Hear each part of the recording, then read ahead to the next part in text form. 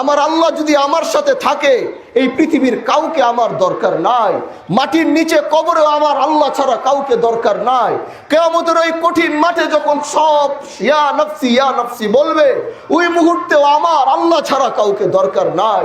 এই জন্য প্রিয় ভাইরা আমার, আসুন এই জানাজার নামাজের এই গরমের ভিতর থেকে অনুভব করুন, যাকে এখন কবরে রেখে আসবো তার কিরকম গরম লাগবে। এখান থেকে তাকে কবরে রাখার পর আবার খবর যাবে বাহাদুরপুরে, এমপি সাহেব আজকে তো আবার উনি মারা গেছে, সময় আছে একটু জানাজাটা পড়ায়া যান, আবার আসবো।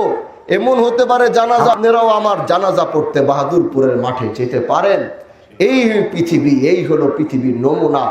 আসুন এই পৃথিবীটাকে একটু বুঝি, আল্লাহর দেয়া আমানতগুলোকে একটু রক্ষা করি, আল্লাহর সাথে আমার সম্পর্কের গভীরতা আরেকটু মজবুত করি।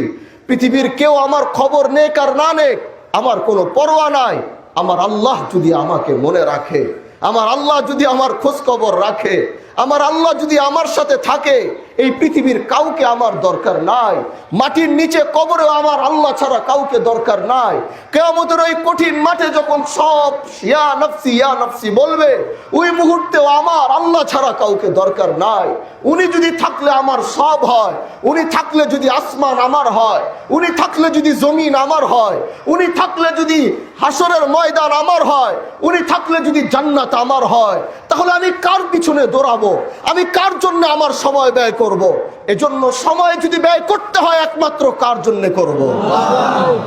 পারবো তো ইনশাআল্লাহ। ইনশাআল্লাহ এই মৃত্যু থেকে আল্লাহ আমাদেরকে সবক নিয়ে যাওয়ার তৌফিক দান করুক। যিনি মারা গেছেন এই এলাকার খুবই একজন সম্ভ্রান্ত মানুষ ছিলেন, সবাই তাকে ভালোবাসতেন। দোয়া করি আল্লাহ যেন তাকে মাফ করে, তার পরিবারকে ধৈর্য ধারণ করার তৌফিক দান করে।